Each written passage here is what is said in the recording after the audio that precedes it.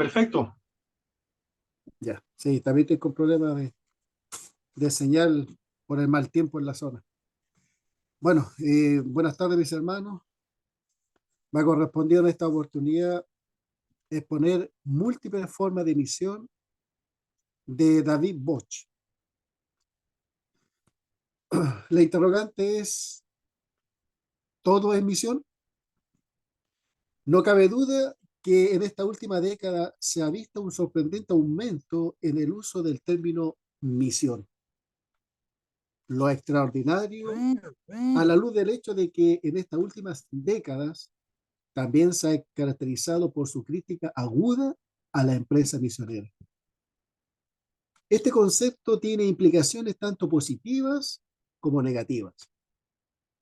Uno de los resultados negativos ha sido la tendencia a definir la misión en términos demasiado amplios, lo cual llevó al señor Reed a formular su famoso refrán: si todo es misión, nada es misión. La totalidad de este estudio se ha desarrollado sobre la base de la premisa que definir la misión resulta ser un proceso de separar, probar, reformular y desechar. Misión de transformación quiere decir, por un lado, que la misión se entiende como una actividad que transforma la realidad, y por el otro lado, que hay una constante necesidad de que la misión misma siga siendo transformada. Rostros de la iglesia en misión. Nuestra misión debe ser multidimensional para tener credibilidad y ser fiel a sus orígenes y su carácter. Para dar alguna idea de la naturaleza y calidad de esta misión multidimensional, vamos a utilizar imágenes, metáforas, eventos y cuadros en vez de la lógica o el análisis. Mis hermanos, vamos a observar al Nuevo Testamento en términos de 6 eventos salvíficos principales. Todo esto relacionado en la vida de nuestro Redentor. La encarnación de Cristo, su muerte en la cruz, la resurrección al tercer día, su ascensión, el derramamiento del Espíritu Santo en Pentecostés y la parucía. La encarnación. Las iglesias protestantes en general poseen una teología subdesarrollada de la encarnación. Las iglesias de Oriente, la católica romana y la anglicana siempre han tomado mucho más en serio la encarnación. Aunque la iglesia oriental tiende a concentrarse en la encarnación dentro del contexto de la preexistencia del origen de Cristo. En los últimos años, la teología de la liberación, de manera mucho más explícita que en casos anteriores, ha concebido la misión cristiana en términos del Cristo encarnado, el Jesús de Nazaret humano que transitaba cansado por los caminos polvorientos de Palestina, donde se compadeció de los marginados. La cruz, la frase de Kohler, que revela la preocupación de la Iglesia Occidente, católica y protestante, por la pasión y la crucifixión de Jesús. Las iglesias que no se arrepienten niegan su realidad y rechazan a la pregunta: ¿qué es la esencia del Evangelio? La mayoría de cristianos occidentales probablemente responderían que Cristo murió en la cruz por mis pecados. Los que aceptan como Salvador reciben el perdón de pecados. Esto les abre el camino para llegar a ser miembros de una nueva comunidad salvada denominada iglesia. Un cuerpo singular de personas con quienes tienen una relación especial. La cruz de Cristo constituye de manera singular el sello de distinción de la fe cristiana. Y cuando Cristo resucitó, comisionó a los discípulos a emprender la misma misión que el Padre le había encomendado a él. Mis hermanos, sin la cruz el cristianismo sería una religión de gracia barata. Las cicatrices del Señor resucitado no solo comprueban la identidad de Jesús, también constituye además un modelo que todos los que han sido comisionados por Él están llamados a emular. Las iglesias que no se arrepienten niegan su realidad y rechazan al Señor que también tuvo que morir por ellas y por nosotros. La resurrección. En las iglesias orientales en las iglesias orientales, la resurrección de Cristo es el evento salvífico de Dios por excelencia. El Cristo crucificado desafía el poder humano. La muerte de Jesús en la cruz no tiene sentido sin la resurrección. El mensaje misionero de la iglesia primitiva se daba en términos de testificar acerca de la resurrección de Cristo. En Cristo la eternidad ha entrado en el tiempo. La vida ha conquistado la muerte. Misiológicamente esto significa, primero, que el tema central de nuestro mensaje misionero es que Cristo ha resucitado y como consecuencia de ello nosotros, la iglesia de Cristo, está llamada a vivir la resurrección de la vida aquí y ahora y la señal de contradicción frente a la fuerza de la muerte y de la destrucción. La ascensión es primordialmente el símbolo de la entronización del Cristo crucificado y resucitado, quien ahora reina como rey, y a partir de esa perspectiva del reinado presente de Cristo miramos hacia la cruz y la tumba vacía y hacia adelante a la consumación de todas las cosas. La fe cristiana está marcada por la escatología inaugurada. Esto es cierto no solo de la iglesia como si la iglesia fuera la encarnación actual del reino de Dios, sino también de la sociedad y de la historia, como el escenario de la actividad de nuestro amado y eterno Dios. La gloria de la ascensión sigue vinculada estrechamente con la agonía de la cruz. Pentecostés. Los movimientos pentecostales carismáticos tienden a ver el evento de Pentecostés como la obra de Dios por excelencia, sin negar el elemento de validez en esta interpretación de Pentecostés, que desde un punto de vista misionológico hay mucho más para decir. Primero, cuando los discípulos le preguntaron al Cristo resucitado qué sería de la restauración del reino de Israel, como lo describe en el libro de Hechos, capítulo 1, versículo 6.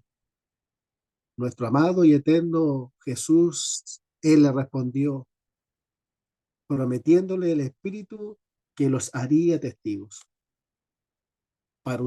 Parucía. En este término quiero referirme y lo extraje textualmente del libro de David Bosch. Siempre ha habido desde el primer siglo grupos adventistas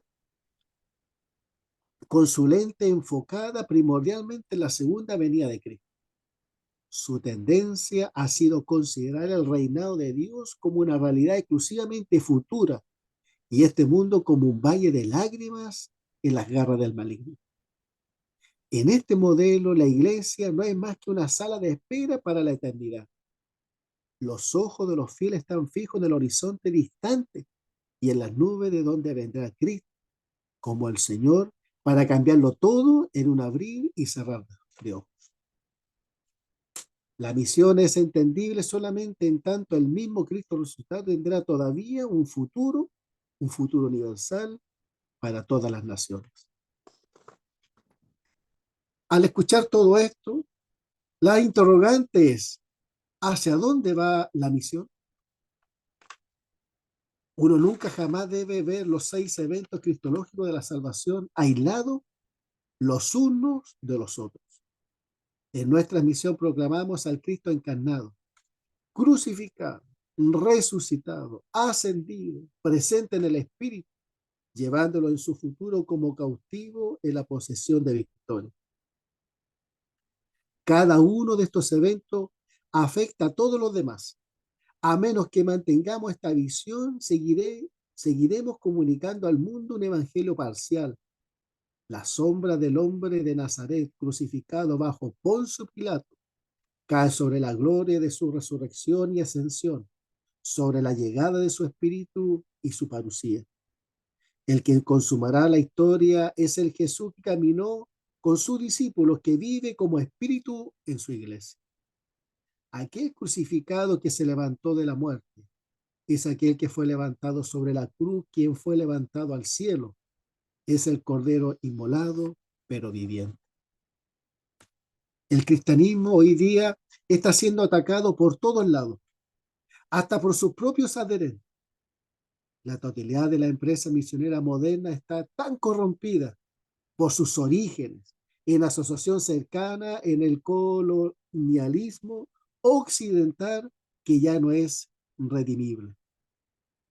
El señor Lampard describe la misión como un símbolo de la universalidad del imperialismo occidental entre las generaciones emergentes del tercer mundo. La gente de Asia no ve el misionero el rostro suficiente de Cristo, sino un monstruo benéfico. Concluye, por lo tanto, la actual estructura de la misión moderna ha muerto y la primera cosa que debemos hacer es endecharla y luego enterrarla.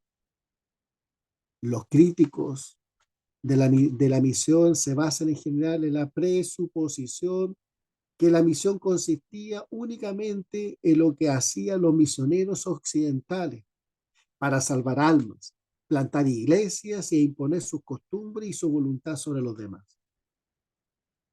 La misión de la iglesia necesita una renovación y reconceptualización continua. La misión no es competencia con otras religiones, ni una actividad conversacionalista, ni expansión de la fe, ni edificación del reino de Dios. Tampoco es una actividad social, económica y política. Hay mérito en todos estos proyectos. Entonces la preocupación de la iglesia es la conversión, el crecimiento de la iglesia y el reino de nuestro Dios. Ha sido todo en esta exposición de David Bosch a la interrogante, a lo que hemos planteado al principio. La interrogante es: ¿todo es misión? A lo que he llegado en este último párrafo. Y por último, en mi apreciación crítica.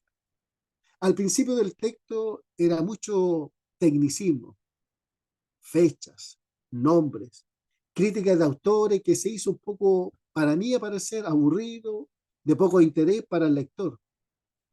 Al principio que tuvo que volver a leer desde el principio para poder entender los pasajes expuestos a los cuales he dado a conocer. Pero el avanzar en los argumentos del autor, me pude comprender las ideas del escritor y enfocarme en el tema en cuestión. En general, con todo lo leído, me quedo con alguna enseñanza del autor. Dice que la misión es simplemente la participación de los cristianos en la misión de Jesús, apostando a favor de un futuro que la experiencia demostrable parece negar.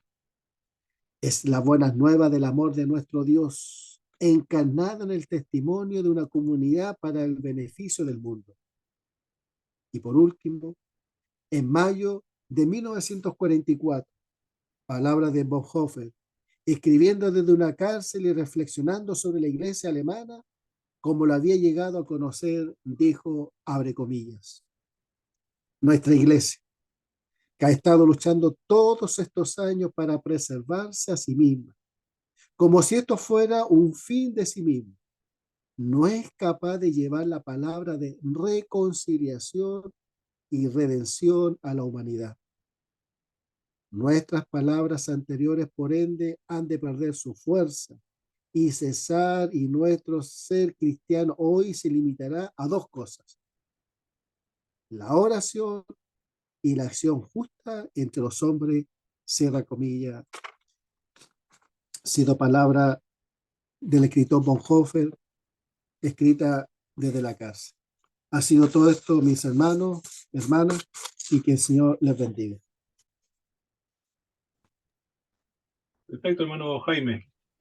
Muchas gracias por la exposición de el teórico David Bosch. Extraordinario la reflexión de David Bosch, eminentemente cristocéntrico, como lo estableció ese punto, por lo que logré detectar acerca de la encarnación, la resurrección y ascensión de Jesucristo.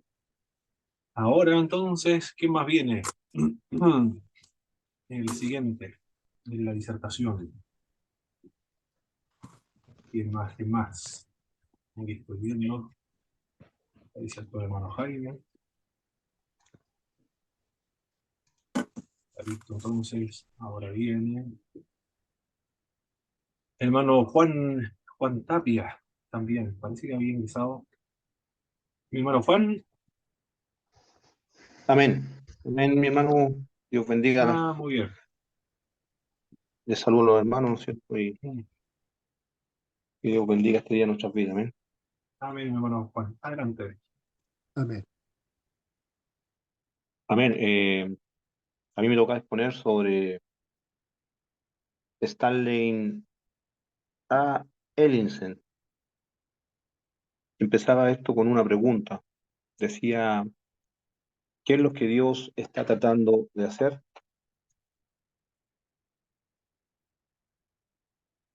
El reino eterno de Dios, la Biblia describe a Dios como soberano eterno. Salmo 10:16 y Salmo 103:19. Dios tiene el control de todo, siendo Dios creador de los cielos, la tierra, el universo y todo cuanto en ellos hay. Jamás estaría en juego su derecho de autoridad. Debemos reconocer su soberanía absoluta. La primera rebelión, Dios gobierna mediante el principio de delegar autoridad a los ángeles. En jerarquía les da responsabilidad y servicio. La Biblia nos habla en Ezequiel 28, 12, 17 de un arcángel, Lucero. Dios lo dotó de belleza, sabiduría, poder y un trono para gobernar. Isaías 14, de 2 al 14. De su libre albedrío no fue fiel a la voluntad de Dios. Presumió ser semejante a Dios, declaró su independencia, quedando fuera de la voluntad de Dios. No arrepintiéndose y arrastrando a la tercera parte de los ángeles del cielo, ahora Satanás, adversario, forma su propio falso reino de las tinieblas. ¿Por qué Dios no lo destruye? La respuesta, Dios tiene planeado hacer aquello. Dios es soberano y utiliza a estos mismos rebeldes para sus propósitos. Él hace que sus enemigos lo alaben. Salmo 76:10. Observemos que Dios permite que se formara el reino de las tinieblas, siendo opuesto al reino de la luz de Dios. El diablo es un ángel engañador e hipócrita. Su propósito, falsificar la obra de Dios. Seré semejante al Altísimo, su maniobra más efectiva, imitando a Dios, alejando al hombre a buscar la voluntad de Dios. El reino de Dios establecido en la tierra, después de la caída de Satanás, Dios crea al hombre a imagen y semejanza de Dios, lo dota del libre albedrío, a pesar que esto fuera peligroso. Este libre albedrío, esencial para la humanidad y personalidad del hombre, el gran diseño de Dios, reproducir sus rasgos de amor y santidad, características divinas y libertad moral que surgen con la intimidad con Dios. En esta libertad Dios buscó establecer al hombre en un perfecto vínculo con su soberanía, el lazo de amor mucho más firme que el de la fuerza. Dios crea a Adán y a Eva como parte de su reino, y como prueba inicial en cuanto a la obediencia y desobediencia, en Génesis 12:17, no fue una provocación o trampa, sino como una prueba inevitable. Elegir ser fieles a Dios o al engaño de la serpiente, si hubieran rechazado a esta, tendrían un pacto eterno en justicia con Dios y comer del árbol de la vida. Génesis 3:24 y Apocalipsis 22:2. Sin embargo, desobedecieron a Dios causando la caída de la raza humana. Esta acción deliberada los dejó fuera de la voluntad de Dios, quedando bajo el reino del enemigo. Ellos expresaron su libre albedrío. Dios le había dado al hombre el dominio sobre la tierra, pero la realidad era que no se le podía confiar ni un trozo de fruta. El pecado aparentaba ser vencedor. Hasta este punto el conflicto se resume en dos problemas. Satanás falló e inició su reino. El hombre falló en su estado de pecado. Por lo tanto, el reino de Dios fue dividido y usurpado parcialmente. ¿Por qué Dios se llevó la molestia de llevar a cabo el plan de salvación? ¿Por qué Dios no destruyó todo y comenzó nuevamente? Esto no era parte de su plan soberano. Él en su infinita misericordia inicia un plan para libertar al pecador. Primer plan de Dios, restablecer su reino usurpado. Redimir, segundo, redimir a toda la humanidad.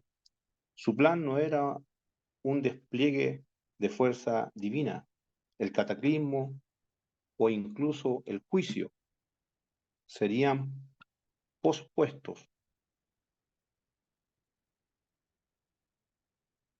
Requería de la acción y del poder de su mayor atributo, el amor. El reino de Dios y sus programas redentores. Cuando Adán y Eva pecaron, Dios inició su juicio para con la serpiente. Génesis 3:14. En este juicio también dio el prototipo del Evangelio. Dicho mensaje para el hombre, como también para Satanás, y quizás aún más, Dios profetizó una enemistad y dos encuentros violentos. La cabeza de la serpiente sería aplastada por la simiente de la mujer, y el calcañar de la simiente de ella sería dañado por la serpiente. Estos dos personajes serían declarados por Cristo, la simiente de la mujer en Gálatas 4:4 y Satanás, serpiente antigua, Apocalipsis 22. Mediante este análisis, este te herirá en la cabeza. Anuncio que Cristo destruiría al diablo y que ataría al hombre fuerte, Mateo 12:29, y lo echaría fuera, Juan 12:31. La muerte de Cristo en la cruz fue la aniquilación final de Satanás, y con el juicio final su falso reino también sería destruido. Claro está, todo esto ocurrirá en el reinado milenial de Cristo, proceso del cual Dios reclama toda autoridad. El segundo golpe anunciado, Génesis 3:15, es la herida en el calcañar de la simiente de la mujer por parte de la serpiente. Se cumplió en la cruz, se cumplió en la cruz. Satanás provocó la crucifixión de Cristo, la herida en el calcañar. Vemos la muerte temporal de Cristo y la cruz, la base del programa redentor de Dios, provisión para la salvación del hombre. Finalmente, Dios, Dios, Dios recuperará tanto su reino, destruyendo a Satanás y su falso reino, redimiendo a los creyentes por la muerte de Cristo. El doble programa de Dios es revelado. El resto del Antiguo Testamento describe el doble propósito de Dios en la tierra. El Señor escogió a dos hombres para su propósito. A Abraham, Dios hizo un pacto con él y le prometió una simiente y sería la bendición a todas las naciones. Dicha simiente, el apóstol Pablo la identificó con Cristo y la bendición vendría a través de él. Como redención y justificación, en Gálatas 3:16 en Gálatas 3, del 6 al 16, la simiente de Abraham propiciaría la redención del hombre, ejecutando así el plan redentor. Para dar cumplimiento al propósito de su reino, escogió a David de su mismo linaje y pactó con él, de un reino y su simiente real. En 2 Samuel 7:12 al 16, reino que se extendería sobre todo el mundo. Amós 9:12 y Zacarías 14:9. mediante la simiente de David, Dios cumpliría el programa de su reino, destruyendo a los rebeldes y gobernando el mundo en justicia. Los dos tipos de Cristo. Isaac, hijo de Abraham, tipifica a Cristo en su acción redentora, siendo ofrecido como un sacrificio vivo. Salomón, hijo de David, tipifica a Cristo en su realeza, siendo el rey de gloria y esplendor. A la luz de esto, el Espíritu de Dios comienza en el Nuevo Testamento presentando a la figura central como el hijo de David, hijo de Abraham. Mateo 1:1. Dos animales tipo de Cristo. El Antiguo Testamento describe las funciones de la redención y del reinado de Cristo mediante dos animales simbólicos, el cordero para el sacrificio, su obra redentora, y el Cordero de Dios que quita el pecado del mundo. Juan 1:29. Isaías 53:7 lo describe como el siervo de Jehová, que es llevado como cordero al matadero. El otro animal que tipifica a Cristo es el león. Génesis 40, del 9 al 10. Juan en Apocalipsis 5:5 describe a Cristo el león de la tribu de Judá. El león representa la autoridad real de Cristo. De la tribu de Judá saldrá su gobernador, quien reinará sobre Israel y el resto del mundo. Los dos programas se relacionan. Estas dos funciones de Cristo se relacionan entre sí en toda la Biblia en cuanto a sus propósitos distintos. En cuanto al reino de Dios, está ligado su reclamo de lo que perdió de su reino, y el propósito redentor es para el hombre y su salvación. Observe cómo Juan relaciona ambos programas en su visión profética. Después de ver a Cristo como león y el cordero, escucha a las multitudes celestiales aclamar a gran voz: el cordero que fue inmolado es digno de tomar el poder, las riquezas, la sabiduría, la fortaleza, la honra, la gloria y la alabanza. Apocalipsis 5:12. No solo había aprobado sus derechos, sino también su dignidad para reinar como el león de Dios, al ser inmolado como cordero de Dios. Finalmente, Cristo entregará al Padre este reino recuperado. Dicha entrega se constituirá en el cumplimiento de la doble comisión del Padre en su papel de simiente mujer, el medio por el cual Él recuperará el reino y será su amor redentor y no su poder soberano. Amén. Amén, mi hermano Juan. Perfecto. Finalizó la parte del texto, ¿verdad, mi hermano Juan? Ahora, las debilidades o fortaleza, con qué está de acuerdo o en desacuerdo, y de qué manera le contribuye o le ayuda al ministerio esa sección que acaba de leer y que puso también. Y el programa es la historia de la salvación condensado y explicado en 15 minutos, ¿ah? Muy, muy bueno el texto. Eh, en cuanto a bueno, en cuanto a lo del autor, eh,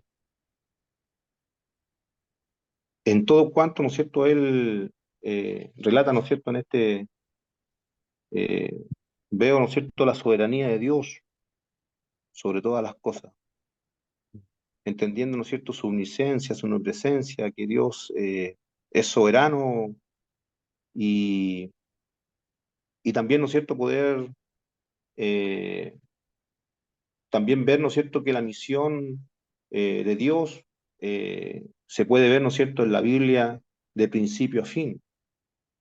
Y Dios ha revelado, ¿no es cierto?, eh, este modelo, ¿no es cierto?, este mensaje para poder, ¿no es cierto?, nosotros darle cumplimiento a través, ¿no es cierto?, de la predicación de la palabra.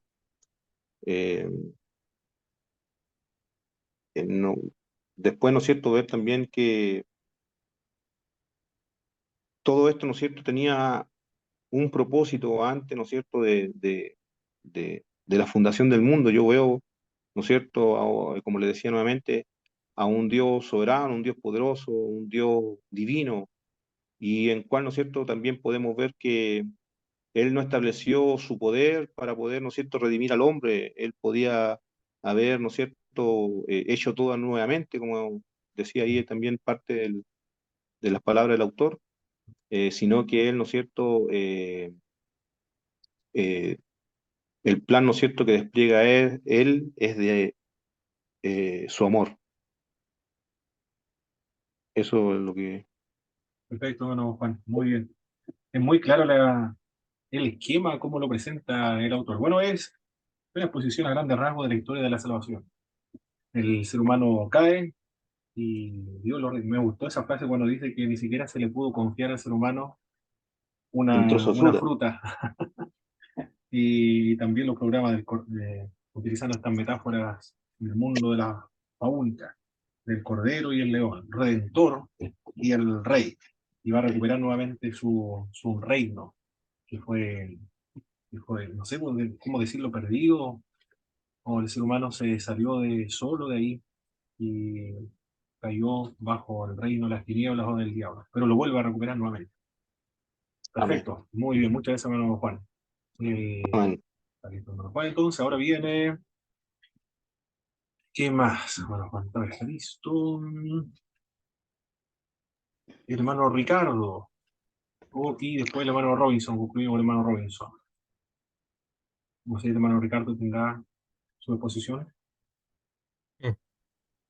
Eh, sí tengo algo, hermano, pero no sé si es posición, porque veo que los hermanos se han esforzado harto. Y yo por lo general siempre en mis conversaciones soy como bien informal. Así que voy a tratar de aportar porque en realidad a mí me tocó am, eh, comentar acerca del libro de Jonás. Parte el autor diciendo que es un libro muy importante para los misioneros.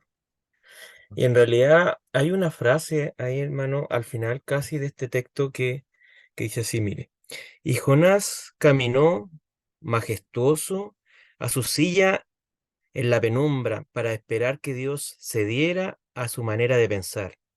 Y Dios está aún esperando por una multitud de Jonases que cedan a su manera de amar. La verdad es que cuando pienso en esto, o sea, al final porque ese texto está al final, ¿ya? Eh, pienso lo importante que es este libro. Y bueno, y en este tiempo, ¿cierto? Que como lo afrontó el hermano, el autor, la verdad es que te confronta bastante. Como que pienso yo en este tiempo que, por ejemplo, la palabra autopercepción está como súper de moda y pienso que muchos de nosotros nos autopercibimos buenos cristianos y no lo vemos a la luz de la palabra, pues, hermano. Y decir eso de repente puede sonar un poco fuerte, pero vemos lo que pasó con Jonás. Yo creo que yo creo que no hay nadie que pueda decir que Jonás lo pasó muy bien al respecto de lo que fue lo que aparece en el libro, en esos 4 capítulos, ¿ya? Lo primero que dice el hermano es que Jonás es una persona que no tiene corazón de misionero, pero, pero Dios lo había elegido para una misión, po, pero él no quería ir, ¿ya? Entonces, si es que lo pensamos bien, muchos de nosotros participamos en iglesias que no tienen ¿cómo le vamos a decir? Este anhelo de hacer misiones, po. Entonces podemos vernos reflejados nosotros mismos, la iglesia, en este mensaje, en el mensaje de Jonás, ¿ya? Ahora, lo bueno es que Dios cumple su propósito, ¿cierto? Pero sale harto caro, ¿ya? Ahora, lo primero que hay que destacar de Jonás es que él estaba muy centrado en el etnocentrismo, que aquí el hermano nos ha enseñado, ¿cierto? Que es básicamente juzgar bajo los criterios de nuestra cultura la cultura de otro. Entonces, eso pasaba con Jonás. Jonás estaba mirando que los ninivitas no ten- tenían otras prácticas, ¿ya? No creían que ellos eran dignos de salvación producto de esas prácticas, ¿ya? Eh, También el autor habla del clerocentrismo, ¿ya? Y yo creo que ahí nosotros como que nos cae mejor ese poncho, ¿ya? Porque muchos de nosotros somos hinchas de nuestra misión, ¿ya? Delante veíamos fotos, ¿cierto? Donde unos se identificaban con una forma de adorar y otros de otra, ¿ya? Y ese es un claro ejemplo de que nosotros estamos como moldeados, ¿cierto? Para juzgar a las otras culturas, pero bajo nuestros estándares. Entonces, vemos cómo este autor, ¿cierto? Ya nos está pegando fuerte en aspectos que son súper claves para poder cumplir con la gran comisión. Eh, yo la verdad es que antes de empezar este curso, yo era feliz de cuando en vez saliendo a predicar a la calle, porque yo sentía que ese era todo lo que yo tenía que hacer como parte de esta gran comisión. Pero hoy en día hemos visto que esto no es tan así, ¿ya? Que hay diferentes formas de que nosotros podemos apoyar a las misiones, ¿ya? Ahora, el autor cómo desarrolla todo esto que yo como que se los tiré de conclusión, ¿ya? Pero es porque yo en realidad hablo así medio enredado, ¿ya? Y no quiero que esto les cause a ustedes un enredo al final, sino que partan con el enredo, ¿ya? Divide esto en escenas, en 8 escenas. La primera escena es cuando Dios le da la instrucción acerca de que vaya a llevar un mensaje a los ninivitas, ¿ya? Ahora, en esa instrucción, él se niega, ¿cierto? ¿Ya? Él pone todo su etnocentrismo, ¿cierto? Su deseo de no llevar a este pueblo malo, ¿cierto? Eh, el mensaje de salvación. Ahora, ¿quiénes eran los ninivitas? Ellos no estaban dentro del pacto, estaban fuera del pacto, ¿ya? Y eso es fundamental, porque el autor nos dice, ¿cierto? Que en el terreno pagano es donde, o en los pueblos paganos es donde la misión puede ser más fructífera, ¿ya? Hay una segunda escena, que es cuando en su ida hacia Tarsis, ¿cierto? Él se ve enfrentado a una tempestad, ¿ya? Todos conocemos la historia de Jonás, ¿ya? Eh, pero el autor simboliza acerca de que los vientos que están en esas tempestades eh, son el mandamiento de Dios y a las misiones, ¿ya? Y Jonás, que dormía en la barca, vendría a ser la iglesia actual que duerme mientras Dios está, ¿cierto? Mandando, pero la iglesia duerme igual que Jonás. O sea, no está haciendo caso de ese mandamiento. Y miren, y había un tercer, eh, habían otras personas en ese barco, que en este caso él viene a identificar o la identifica como que son los gentiles, que era la tripulación que estaba en la barca, ¿ya? Eh, de las cuales Jonás no tuvo misericordia, po. Él no les habló acerca de este plan de salvación, sino que él prefirió eh, que lo arrojaran por la borda, ¿ya? Hay un tercer acto o escena que este autor comenta que es lo del gran pez, ¿ya? Entonces, vemos cómo Dios usa medios asombrosos, ¿cierto?, para cumplir la obra del misionero, ¿ya? Vemos más adelante van a ocurrir cosas más asombrosas, pero en este hecho vemos como Dios usó algo que es asombroso, que tiempo atrás, cuando yo llegué a la iglesia, se hablaba de una ballena. Después, como que los ancianos me decían que no era una ballena, sino que Dios preparó un gran pez, ¿ya? Pero de cualquiera de las dos formas fue algo asombroso, ¿cierto? Lo que Dios tuvo que hacer. Quédense con esa idea, ¿vale? Ahora, dentro de la ballena, cuando estaba en su aflicción, Dios, don Jonás, ruega a Dios misericordia, que lo rescate de lo que él estaba pasando dentro de la ballena, ¿cierto? Ahora, vemos que un hombre, ¿cierto? Aquí este hombre, que no quería compartir de la misericordia, de la gran misericordia que tiene Dios para con el hombre, le pide a Dios misericordia sobre su propia vida. Una vez más vemos ahí cómo este varón no tenía corazón de misionero, ¿ya? Luego, hay un quinto acto o escena que el autor indica que es cuando Dios, cuando ya el pez lo libera, lo arroja hacia la orilla, y Dios le da la instrucción nuevamente, que vaya a Nínive, ¿ya? Y recuerda que cuando él estaba en su angustia, cita varios versículos de la Biblia, Salmos, ¿ya? Y hay uno final que es algo que todos los judíos saben, y es que de Jehová viene la salvación, ¿ya? Eso él se lo llevó, ¿cierto?, para poder llevar este mensaje a Nínive, que en un sexto acto el autor dice que se arrepintió, ¿ya? Y que desde el rey, eh, que este rey ninivita, malo, fuera del pacto, hizo lo que no hicieron muchos de los reyes judíos o hebreos. Entonces, porque ustedes, como sabemos, ¿cierto? Hubieron muchos reyes, pero la mayoría malos. La mayoría no hicieron lo que Dios mandaba, pero vemos a este rey que era malo, o que Jonás lo consideraba malo, pero sí hizo lo que Dios mandó, ¿ya?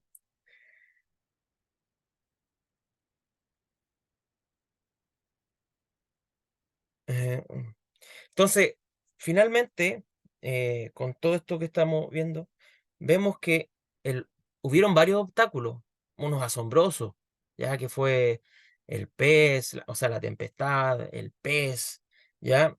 Pero el mayor obstáculo para poder cumplir esta misión no fueron ninguna de esas cosas, sino que fue el mismo Jonás, ¿ya? Entonces, ahí uno como que eh,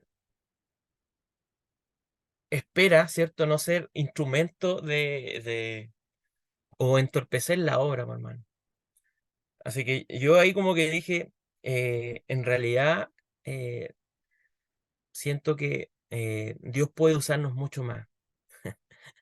Dios puede usarnos mucho más, y yo sé que en este tiempo, como hablábamos delante del capitalismo, eh, hoy en día, eh, aunque nosotros pensamos que lo que ganamos o pagamos las cosas con dinero, en realidad pagamos las cosas con nuestro tiempo. Y mucho de nuestro tiempo lo destinamos a cosas que no tienen que ver con cosas relacionadas con la iglesia, y mucho menos con la misión. Así que este, este mensaje, ¿ya? O estas 10 líneas en realidad me hicieron reflexionar bastante, ¿ya? Porque Dios en realidad está tratando de hacer algo, o hizo algo con Jonás, y yo pienso que en este tiempo igual quiere hacer cosas, ¿ya? Pero nosotros tenemos que disponernos más. Así que espero que después de este curso, ¿cierto?, nosotros podamos plantear en en nuestra respectiva iglesia la necesidad de mantener la misión. Finalmente, el autor explica por qué Jonás estaba enojado, ¿ya? Y era porque él sabía, y así como todos sabemos, que Dios es rico en misericordia y que Dios los iba a perdonar, ¿ya? Y entonces, eh, eso tiene que derribar toda nuestra forma de mirar las costumbres de las otras personas.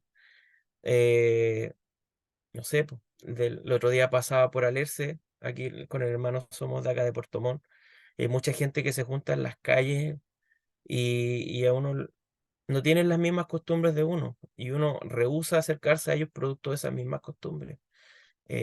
Yo creo que Dios puede usarnos para llegar a ellos y a muchos más. Así que eh, yo creo que eso me dejó de reflexión. Espero haber completado todos los requisitos de él.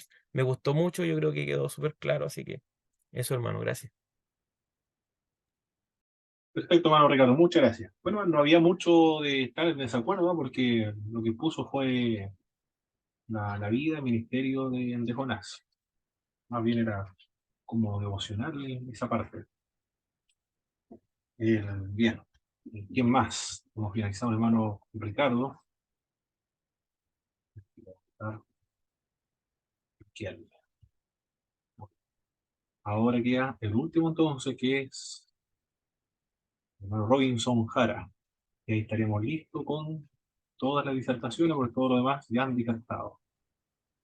Pero que están por lo menos acá conectados. Nadie más falta, ¿verdad? Si falta alguien, me avisa, pero ya estoy seguro de que todos ya disertaron. Con excepción, hermano, con Robinson. Adelante, hermano Robinson. Ok, muchas gracias, hermano Pablo. También un saludo para todos los hermanos que están hoy conectados, que el Señor les bendiga. Bueno, para empezar, me corresponde exponer el libro Misión Mundial de Jonathan Lewis, el tomo 2. ¿Ya? Bueno, el autor comienza aquí nombrando acerca de justamente las misiones, el Congreso Internacional de Evangelización Mundial. Esto en el año 1974, allá en Lausana, en Suiza. Y en ese congreso justamente se reunieron cristianos de varias partes del mundo, pero hubo un discurso muy significativo, y yo creo que uno de los más importantes, y se refiere al discurso de Ralph Winter. Ralph Winter, él fue el que esto dijo que habían más de 2.400, 2.000, sí, 2.400 millones de personas aún sin evangelizar, inalcanzables. Entonces, lo que trata el autor acá es justamente de explicar esta tesis de Winter. Y eso es lo que vamos a ver ahora. Él dice, en primer lugar, en esta tesis de Winter, en, uno de los, eh, en su tesis aquí en Lausana, en Suiza, parte diciendo que la humanidad entera está en perspectiva de misión. Todo el mundo, entera, tiene la perspectiva de misión. Y es por eso que hace mención al libro de Génesis, en el Génesis 12, ahí donde Dios escoge a Abraham para, para que a través de él sean benditas todas las familias de la tierra. Entonces, por lo tanto, había que compartir esta bendición a las demás naciones. Pero sin embargo, a pesar de eso, hay naciones que han sido inalcanzadas. Naciones inalcanzadas. Y esto es lo que primero quiere definir el autor, quiere definir lo que es el concepto bíblico de nación. En primer lugar, dice que, o sea, lo que quiere hacer es diferenciar entre nación secular y nación bíblica. Y él dice que la nación secular corresponde a frontera de países definida políticamente, pero cuando se habla de nación bíblicamente, estas son fronteras definidas por raza, lenguaje, cultura, de religión. Es una agrupación sociológica y no política. O sea, es un grupo de gente que no está limitada eh, por, eh, por fronteras políticas. Eso. Y quien entendió muy bien esto fue Pablo. porque Pablo fue el apóstol a los gentiles, él fue el apóstol a los pueblos y naciones. Y él fue el que también entendió bien esto. Y había una frase muy significativa también, en donde no había que cometer un suicidio cultural para poderse convertir. No era necesario dejar toda la cultura, botarla como para poderse convertir. Entonces, por lo tanto, Pablo en esta tesis explica a Winter que Pablo entendió muy bien esto. Luego, explica también los tipos de evangelismos que hay. Empieza por explicar en primer lugar el tipo de evangelismo que le pone E1, el E1. Este tipo de evangelismo es un cruce de barrera social entre creyentes e incrédulos. Este es del tipo 1 o el E1, pero también hay del tipo 2, un E2. Este cruce ya es un cruce de barrera ya lingüística, ¿ya? Como por ejemplo, da como ejemplo a Camerún. Camerún tiene 183 lenguas y dialectos, pero él dice que solo será alcanzado cuando tengan 183 iglesias viables. Solamente ahí Camerún se podría hablar de que es un país alcanzado, cuando en cada lengua y dialecto exista una iglesia. Y el otro cruce, el E3 que le llama él, es el cruce de barrera lingüística y cultural. Y da como ejemplo aquí el ejemplo de judíos y samaritanos, que estaban separados culturalmente. Más aún había un aborrecimiento de toda la vida. Entonces, por lo tanto, tuvo que venir alguien que no sea de ese lugar, de ninguno de los dos lados, por así decirlo, sino que fue necesario que venga un judío helénico, como en el caso de Felipe, para poder eh, evangelizarlos a ellos. Entonces, ahí tenemos los tres tipos de evangelismo: el E1, que es el cruce de barrera social entre creyentes e incrédulos; el E2 entre el cruce de barrera lingüística; y el E3 es el cruce de barrera lingüística y cultural. En conclusión, después de todo esto, lo que explica el autor, él, él concluye y dice que es importante, en primer lugar, entender el concepto bíblico de nación o grupo de gente. Y dos, dice que para poder llegar a los inalcanzados es necesario planear y entender qué tipo de evangelismo es preciso, qué tipo de evangelismo es necesario. Eso con respecto a, la, a lo que dice el autor en este libro.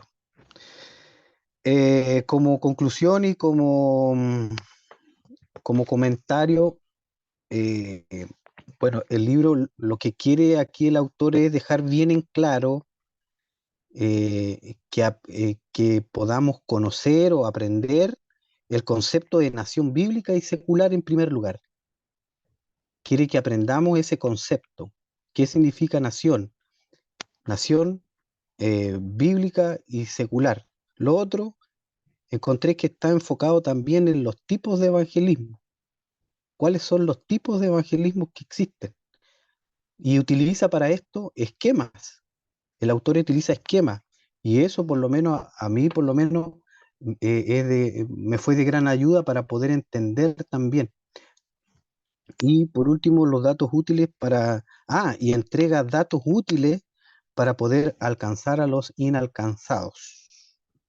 Y por lo tanto me ha servido este libro para diferenciar justamente lo que es nación secular y bíblica. La nación, lo que entendemos por nación secular, es lo que lo divide políticamente, pero la bíblica Aquí no hay fronteras, sino que es un grupo de gente. Y por último, que se requiere una gran preparación para poder realizar misiones en forma efectiva. Se necesita una gran preparación. Eso sería con respecto a a esta, a este libro, hermano. Excelente, hermano Robinson. ¿Cuántas lenguas y dialectos se hablan en Camerún? 183 lenguas y 183. dialectos. Dios mío, señora. Y solo será alcanzado cuando tengan 183 iglesias en cada uno de esos grupos o grupos de gente. Ahí Para se decir, podría recién hablar de una nación alcanzada. exactamente. Ahí se puede decir que Camerún ha sido alcanzado con el Evangelio. Cuando tengan Exacto. 183 de los lenguas y dialectos de cada una de estos pueblos. Es más Ujú. sencillo la definición que da el autor acerca de nación bíblica y secular. Más que, bueno, otra forma también de distinguirlo es nación, etnia, país. También otra forma de hablar acerca de esto. Estas distinciones culturales. Perfecto, mis hermanos. Estamos bien. Hemos acabado justo en la hora. Vamos a dar la última presentación para luego finalizar y enviar el examen. Bien, vamos entonces a esta última presentación.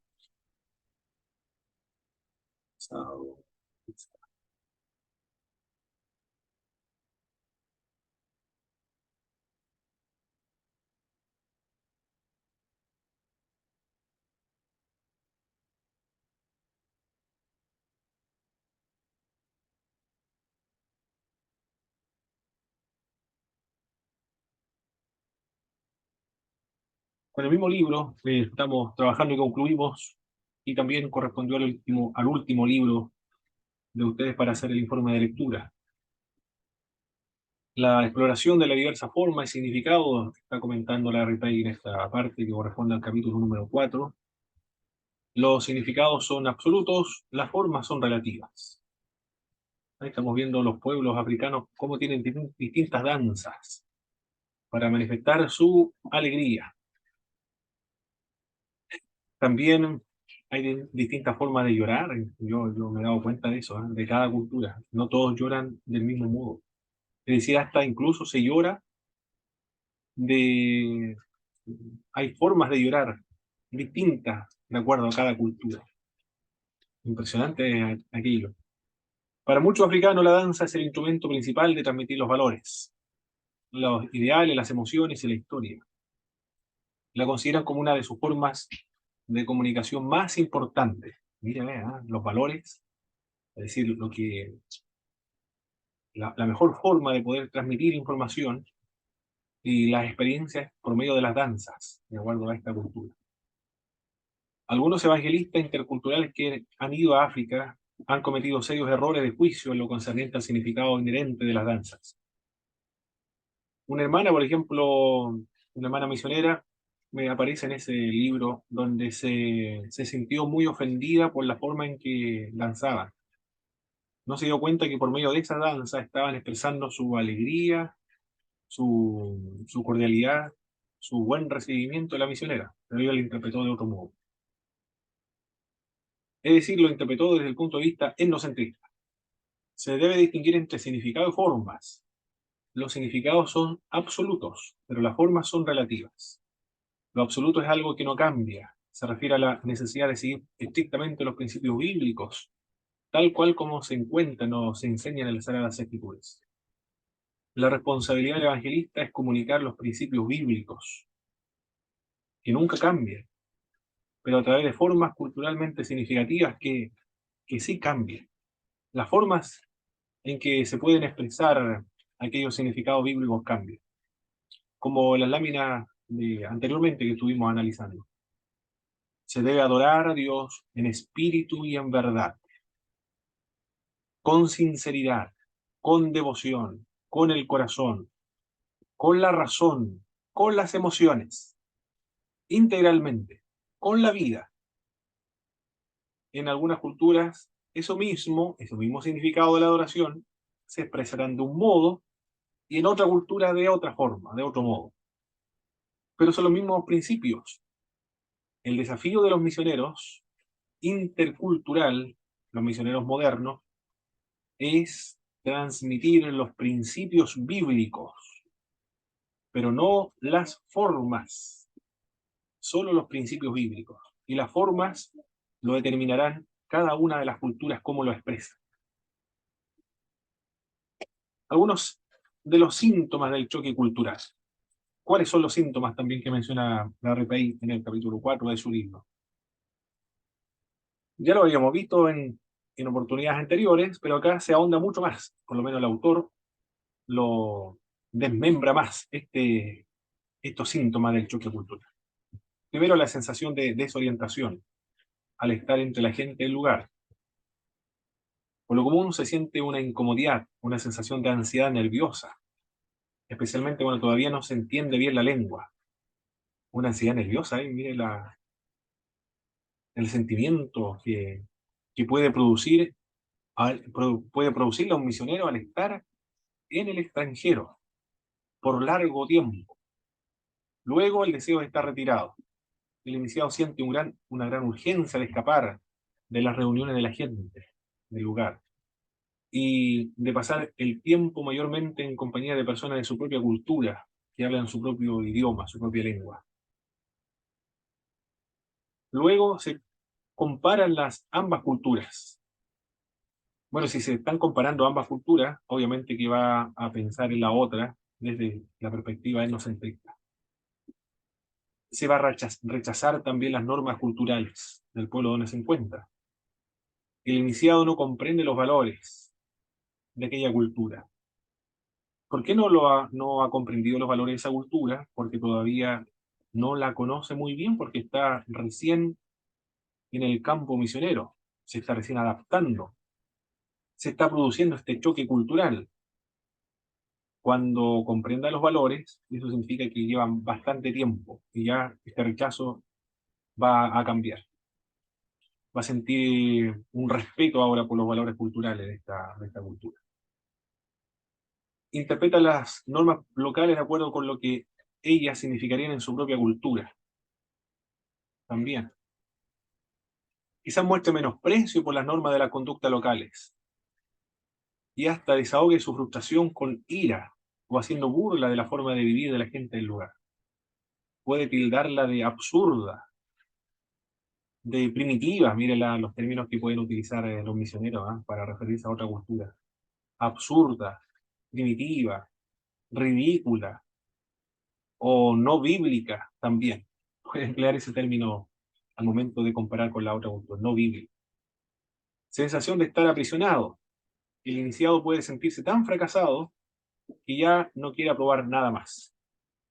Se frustró absolutamente. No puede salir de esa cultura, pero teme que no puede aprender a vivir en ella y ser eficiente en ese ministerio. Otro de los síntomas del choque cultural es sentimiento de hostilidad. Se experimenta una amargura secreta o manifiesta hacia los responsables por la situación que está viviendo el misionero primerizo o el iniciado en esa cultura. Podría ser hacia los que lo situaron en ese lugar, que es la agencia misionera, quizás culpa a la gente del lugar o a determinados líderes de su propia cultura, e incluso pueda que tenga hasta resentimiento hasta Dios mismo. Por eso que el misionero debe tener sentido de vocación para que no se produzca este resentimiento. También otro de los síntomas es la pérdida de la visión espiritual. El iniciado pierde de vista los propósitos originales que tenía para venir a esa cultura huésped. La fe disminuye grandemente. En esta situación actual no puedes ver nada que le dé esperanza. Así como ve las cosas, pareciera que estuviese en un estado depresivo por cómo ve la situación en la cual se encuentra. No hay ninguna esperanza. Sensación de fracaso y autorrechazo. Con frecuencia sobreviene una sensación de que el progreso en el aprendizaje del idioma o en el ministerio ha descendido a casi nada. Hay desaliento, frustración, quiere abandonar el ministerio y, y quiere abandonar el ministerio intercultural o el ministerio mismo, ¿eh? Quiere volverse a su casa como lo hizo Juan Marcos. Juan Marcos parece que pasó por estos estados que nos habló anteriormente el autor, porque él fue un misionero. Me parece que pasó por esos momentos, por eso se devolvió después a su casa.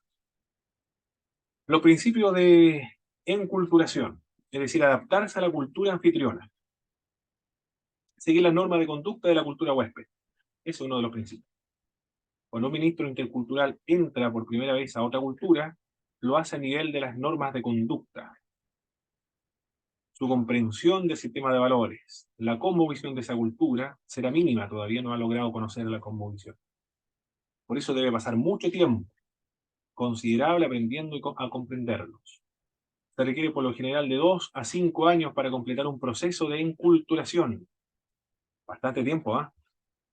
De 2 a 5 años más o menos se demora una persona en este proceso de la enculturización. El evangelista va a aprender a comer, dormir, viajar, recibir visitas, hacer una multitud de otras cosas, exactamente como lo hace la gente de la localidad donde se encuentra. Eso es uno de los principios de la enculturación, seguir la norma de conducta de la cultura huésped. También contribuir a que el evangelio transforme la cosmovisión de ese pueblo. La cosmovisión, recuerde, que es lo núcleo, lo central, el corazón, la médula, la raíz, en la cual está sustentada todo un pueblo y toda una cultura, la forma de discernir, de ver e interpretar el mundo. ¿Por qué el mundo es así? Y el evangelista intercultural o el misionero, su meta, su finalidad es transformar la cosmovisión, que la cosmovisión sea bíblica. Por eso debe conocer la Biblia y la cosmovisión bíblica. No basta el predicar el evangelio a otro pueblo y luego contentarse con ver algunos cambios en su vida tan solo a nivel de las normas de conducta, porque podría resultar un sincretismo religioso, como ha ocurrido incluso en nuestras iglesias evangélicas. Hasta que el evangelio no llegue a afectar su cosmovisión y su sistema de valores, no va a penetrar realmente en la sociedad en la cual se encuentra. Si no logra transformar la cosmovisión, el evangelio va a ser un evangelio sincrético, una mezcla de dos religiones, la antigua, la del lugar, la convencional y el cristianismo. El desafío entonces es transformar la cosmovisión. Y el otro principio de enculturación es trazar un perfil de valores básico de la cultura huésped. Después de aprenderse la mayor parte de las normas de conducta de la cultura huésped, el evangelista empezará a entender los valores básicos de este pueblo. Juzgar la propia cultura social, moral y religiosa según las normas de la cultura anfitriona. El otro principio de enculturación. El evangelista intercultural debe evitar el etnocentrismo, ya este concepto lo maneja. Entienden a qué se refiere, el etnocentrismo. Tiene que aprender a ver su propia conducta de acuerdo con el sentido que se le da a esa cultura, o la cultura local. Otro principio de enculturación. Abstenerse de introducir ideas, mensajes, innovaciones importantes hasta no estar seguro de haberse construido una plataforma desde la cual poder penetrar la mente de los oyentes. Uno de estos errores más comunes que cometen los obreros interculturales es empezar a predicar el evangelio tan pronto llegan a la nueva cultura. Bueno, quizá todo creyente que, bueno, el hecho, si va a otro país, a otra cultura, a otra nación, es precisamente a predicar el evangelio. Pero acá, el principio que está indicando, está sugiriendo Larry Page, es primero enculturizarse. Para eso lleva un tiempo, de 2 a 5 años. Estar seguro de comprender bien los valores, las normas de conducta, pero principalmente comprender la cosmovisión del pueblo. Para comprender bien la cosmovisión del pueblo se requieren las herramientas de la antropología cultural. Para eso está la antropología cultural. Comprende la cosmovisión del pueblo y después de ese lapso de tiempo ya puedes comenzar a predicar con eficiencia, claramente, de acuerdo a los significados culturales de ese pueblo, que sea relevante, significativo, sea entendible. Se va a comunicar el evangelio puro, empleando metáforas propio de esa cultura, un lenguaje de esa cultura, analogías de esa misma cultura. Predicar la misma clase de mensajes, emplear las mismas ilustraciones, la misma forma de comunicación que acostumbraban en su propia cultura. Eso es lo que se debe evitar. No es un error retener el importante mensaje del Evangelio si al oírlo la gente no está en capacidad de entenderlo como buenas nuevas. Más vale construir una plataforma de respeto, de mutua comprensión y de formas comunes de comunicación antes de predicar el Evangelio en medio del otro pueblo. La última sugerencia o principio es importante. Abstenerse de introducir ideas, mensajes, innovaciones, importante hasta no estar seguro de haber comprendido bien la cultura, para poder predicar claramente el Evangelio. Y que sea entendible para la cultura anfitriona, claramente entendible, significativamente para la cultura del pueblo anfitrión. Perfecto, mis estimados hermanos. Hemos concluido esta materia de misionología. No estaba anteriormente, se incluyó dentro de la malla curricular, porque todos los seminarios, los institutos bíblicos, tienen que tener una parte o esta materia que trate de las misiones, del mismo modo como la consejería pastoral, la homilética, hermenéutica, teología y todo lo que tiene que ver con la Biblia, una parte muy importante, fundamental de lo que es iglesia, corresponde a la misión. Por eso está dentro de la malla curricular. Y también, eso es por una parte, por obligaciones principalmente de los seminarios e institutos bíblicos, pero obligaciones ministeriales, pero también por la necesidad dentro de las iglesias cristianas evangélicas en Chile, pero principalmente de las iglesias pentecostales. No existe esa conciencia o esa visión misionera. Esa es la razón por la cual también se ha introducido esta materia en el plan, de la malla curricular, con la finalidad de formar conciencia, comprometerse con las misiones, de emplear ilustraciones, sermones, invitar misioneros, orar por las misiones, utilizar las paredes de la iglesia, el diario mural, con información de misiones. Ya se cumpliría el propósito de este curso. ¿Alguna reflexión, mis hermanos, alguna opinión acerca de esta materia, de todo lo que hemos visto hasta ahora? Un comentario, profesor. Adelante, hermano Mauricio. El comentario es que solamente envió hasta la clase 8 en PPT. Después de esa no se envió nada más. Perfecto. Me gustó, me gustó la diferenciación del concepto de nación, el último hermano que expuso. ¿Ya? Esa diferencia ahí notable, el concepto sociológico, ¿verdad? Y el concepto bíblico. ¿Ya? Solo eso, profesor. Muy bien, hermano Mauricio. ¿Quién más, mis hermanos?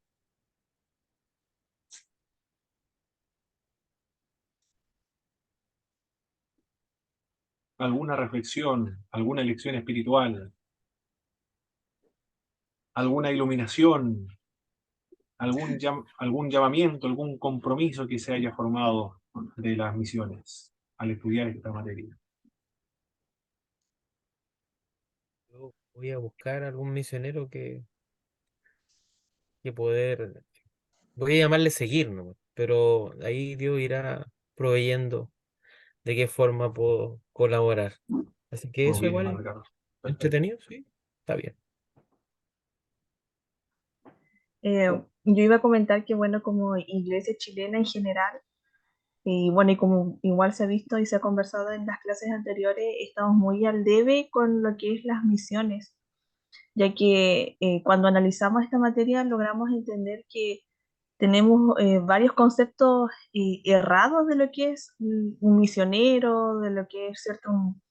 Un evangelista, cosas así, y pensamos que por ir a otra ciudad y levantar una iglesia ya estamos haciendo misiones, cuando el sentido de la palabra es mucho más profundo y un trabajo muchísimo más complejo, bueno, sin quitarle también el mérito a lo que es predicar, pero ya el atravesar culturas, el aprender idiomas, el dejar la vida que uno tiene, ¿cierto?, en su ciudad, en su país, es completamente diferente y también tiene que haber, como veíamos también, el llamado del Señor, porque no siempre es fácil abandonar nuestra comodidad, abandonar todo lo que nosotros una vez hemos adquirido como sociedad, como familia incluso. Y bueno, que el Señor también ayude a todos nuestros hermanos alrededor del mundo que se están esforzando en las misiones. Muchos de nosotros a lo mejor no podemos salir, pero con nuestras oraciones, algún aporte y como decía usted, dar a conocer en nuestras iglesias, podemos apoyar la obra del Señor. Eso sería, hermano. Perfecto, hermana Abel, muchas gracias. ¿Alguien más, mis hermanos? Bueno, hermano Pablo, hermano, igual como dato nomás, en el 2019, acá tengo una lista mundial de la persecución del año 2019 que lo hizo me parece mucho Puertas Abiertas, se llama. Y dentro de Latinoamérica hay dos países donde la persecución en Colombia aparece como, como persecución alta y en México como persecución severa, que son los países latinoamericanos donde más, donde nos podría costar la vida seguir a Cristo. Eso como dato, ¿no? Lo encontré acá tengo ¿cómo se llama? Un cuadro así donde salen todos los países del mundo y cuáles son los países donde hay más persecución y los pones por tres niveles: persecución alta, moderada y hasta y eso. Pero esos son dos países por lo menos aquí en Latinoamérica donde nos puede costar la vida ir a ser cristiano y obviamente ser misiones también, como dato, nada más. Muy bien, hermano Robinson, muchas gracias. ¿Quién más, mis hermanos? Oiga, profesor, en ese sentido es bueno entonces que existan fronteras, veo, ¿no? Porque así tenemos un sistema jurídico que nos protege a nosotros de no caer en la garra ni de los mexicanos ni de los colombianos. Sí, claro, por supuesto que sí. Por supuesto que sí. Hermano Pablo, ¿Sí, hermano Juan? bueno, primeramente, ¿no es cierto?, agradecer ¿no es cierto?, curso en cuanto a misiones, porque en verdad que era un tema apasionante, me apasionaba mucho el poder entender, ¿no es cierto?, desde el principio, los hombres que tuvieron eh, que muchas veces, ¿no es cierto?, dar su vida, dar su tiempo, dejar su propia cultura, ¿no es cierto?, para ir en pos de aquellos que necesitan, ¿no es cierto?, este mensaje maravilloso que es la palabra de Dios. Y me traía a la memoria, ¿no es cierto?, cuando ahí en la tercera epístola de Juan, el elogio a la hospitalidad de Gallo, cuando dice: Amado, fielmente te conduces cuando presta algún servicio a los hermanos, especialmente a los desconocidos. Y después en el versículo 7 dice: porque ellos salieron por amor del nombre de Él, sin aceptar nada de los gentiles. Y ahí veo, ¿no es cierto?, un denominador común que es ese atributo maravilloso y el más grande de Dios, que es el amor. Y, y eso para que, ¿no es cierto?, el Espíritu Santo pueda entregar en este tiempo a la iglesia. Amén. Amén, hermano Juan. Muy bien, muchas gracias. El, ¿Qué más? El último, para concluir. Ya, yo voy a hacer un pequeño comentario, profe. Adelante, hermano Bueno, yo he Will. visto, eh, bueno, que nuestra iglesia cristiana evangélica, en comparación a otras denominaciones, ha estado poco activa en el sentido de las misiones, ya sea por muchos factores, y uno de los principales, y he visto yo falta de recursos y sea, falta de motivación también y falta de los mismos pastores, de darle importancia a lo que son las misiones. Por ejemplo, si uno ve a los mormones, ellos son muchísimo más activos que nosotros en el sentido de las misiones. La Iglesia Católica, no sé cómo estará, pero bueno, sabemos que la Iglesia Católica no tiene falta de recursos. Eh, y bueno, el mismo autor, Larry Page, decía que por ejemplo, los musulmanes y los hindúes también han llevado la delantera en esos países orientales en cuanto son las misiones. Por eso al cristianismo se le ha hecho de tope, como le dijera, como que le estorba en ese sentido la alta, eh, el sentido de las misiones que tienen esas religiones. Le lleva a la delantera, algo así. ¿Ya? Entonces eso es lo que podría haber notado yo en lo que es nuestra iglesia en sentido de las misiones. Que no todas las iglesias hacen énfasis en lo que es las misiones. Eso es lo que Perfecto, quería hermano comentar, Boris. profe. Muy bien. Nosotros somos los responsables ahora entonces, que hemos tomado esta materia, de fomentar las misiones en nuestra iglesia local. Esa es nuestra responsabilidad. La evaluación del examen, las tareas, son importantes, pero para aprobar la materia, para continuar con la siguiente, con las otras, o graduar en algún momento. Pero lo más importante es fomentar las misiones en la iglesia local, predicar de misiones, emplear ilustraciones de los misioneros en nuestras predicaciones. Vamos a finalizar con una oración. Hermana Ruth, por favor, nos dirigen una oración para concluir la clase.